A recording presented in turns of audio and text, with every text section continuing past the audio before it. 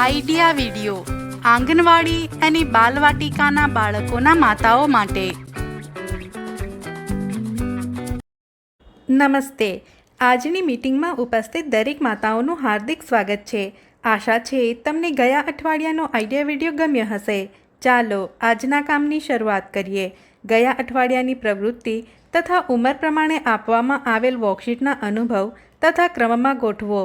આ વિડીયોના અનુભવ જરૂરથી જણાવો. હવે સાથે લાવેલ વર્કશીટ હાથમાં પકડી ફોટો પાડો. ફોટો પ્રથમના કાર્યકર્તાને મોકલો.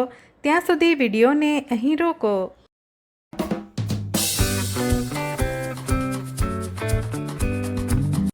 હવે આગળની પ્રવૃત્તિ કરીએ, જેનું નામ છે કરીને જોઈએ.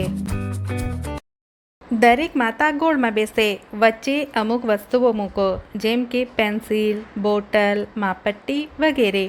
આ વસ્તુઓને માચીસની સળી અથવા રબર વડે માપવાથી કેટલી સંખ્યા થશે તેનો અંદાજ લગાવવા માટે લીડર માતા કહેશે. હવે માચીસની સળી વડે તે વસ્તુઓને માપવાની છે. જે માતાએ સાચો અંદાજ અથવા અંદાજ જવાબની નજીક હશે તે જીતી જશે.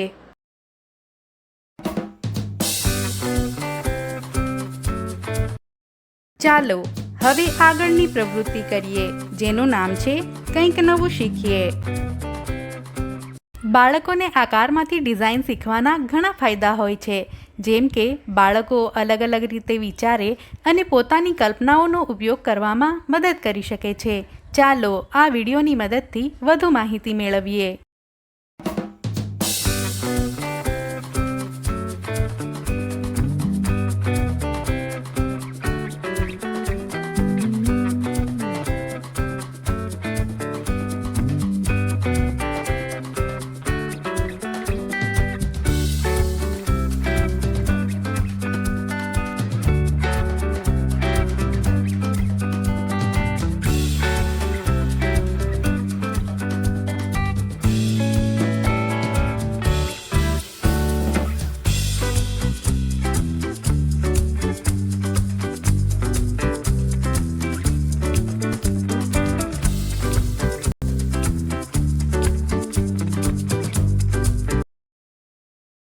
આ વિડીયોનો ફાયદો તમને કેવી રીતે થઈ શકે છે?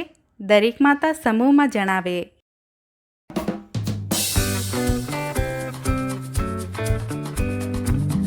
ચાલો હવે આગળની પ્રવૃત્તિ કરીએ, જેનું નામ છે ઘરે જઈને બાળકોને કરાવો. કાગળ પર માતા અને બાળક 10 ગોળની મોતીની માળા બનાવે. બાળક એક મોતીમાં પીળો રંગ અને આગળના મોતીમાં લીલો રંગ પૂરે. આ પેટર્નથી માળા પૂરી કરે. આપવામાં આવેલ વર્કશીટમાં બાળકોની ઉંમર પ્રમાણે પ્રવૃત્તિઓ આપવામાં આવી છે. તેને સમજો અને બાળકોને કરાવો.